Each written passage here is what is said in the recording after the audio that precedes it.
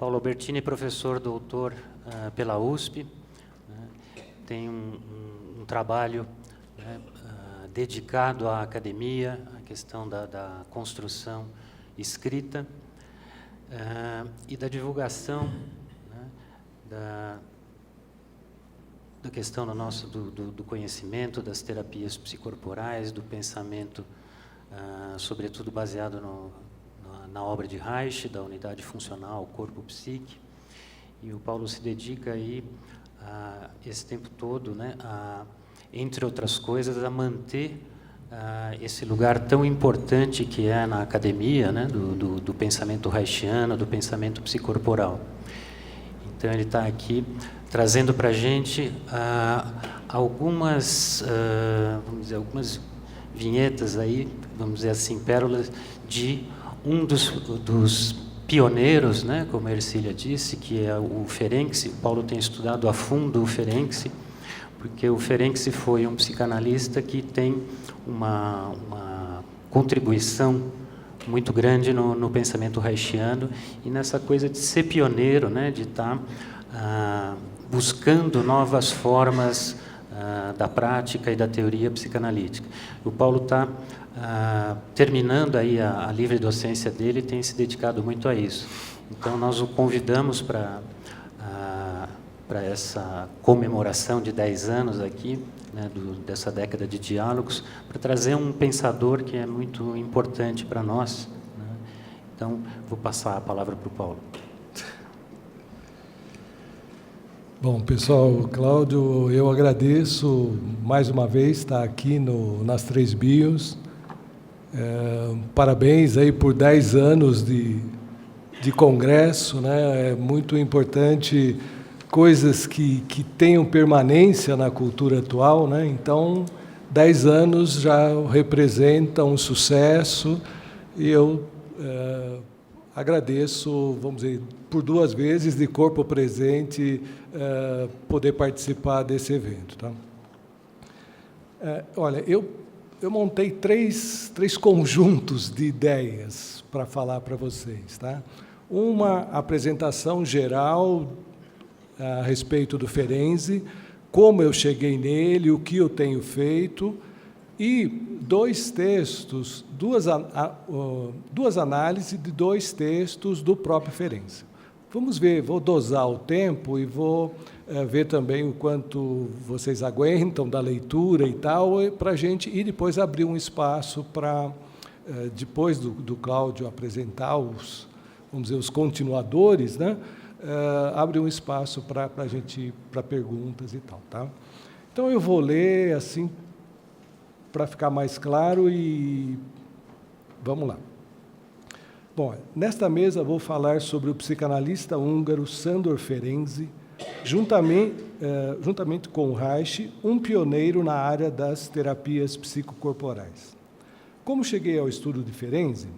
Há alguns anos, não poucos, venho pesquisando a produção de Reich efetuada no seio da Associação Psicanalítica, período que vai de 1920 a 1934. Está todo mundo ouvindo? Tá legal?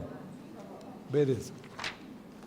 Como vocês sabem, há uma espessa cortina de fumaça que encobre a produção reichiana realizada no campo psicanalítico. Razões históricas contribuíram para esse estado de coisas e Reich tem sido, muitas vezes, ou apagado ou, pelo menos, não devidamente considerado nos trabalhos que focalizam a história do movimento psicanalítico. Ao abordar a produção reichiana dos anos de 1920 e início da década de 1930, a participação no Seminário de Técnica Psicanalítica, o desenvolvimento da análise do caráter e outras ações,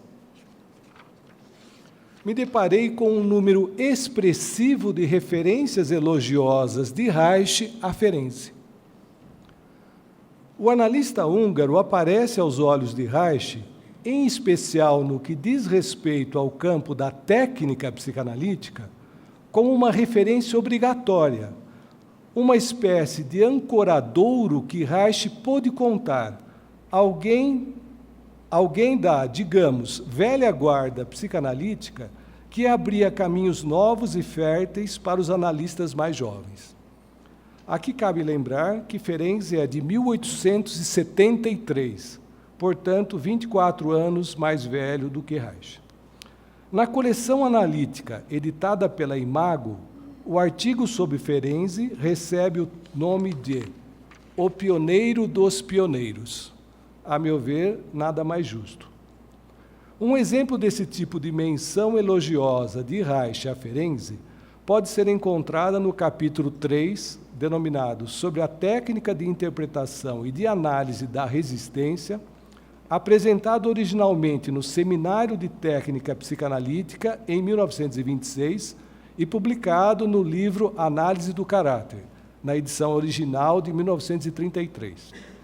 Em determinado trecho, Reich afirma: no Congresso Internacional de Innsbruck, Ferenczi e eu, independente um do outro, salientamos a importância terapêutica desses elementos formais. No caso, Reich está se referindo à maneira de apertar as mãos, forma de olhar, tom de voz, etc. Esse congresso foi realizado em 1927.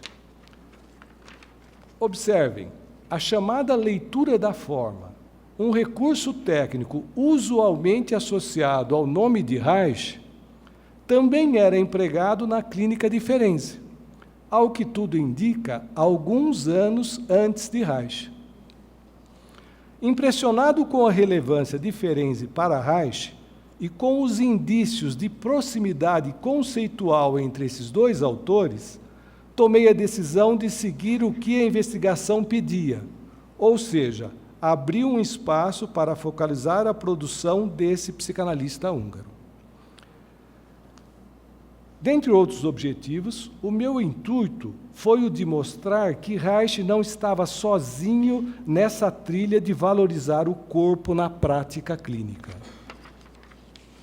Ou seja, existe uma produção psicanalítica que dá sustentação, que combina, que está afinada com o que ele fez.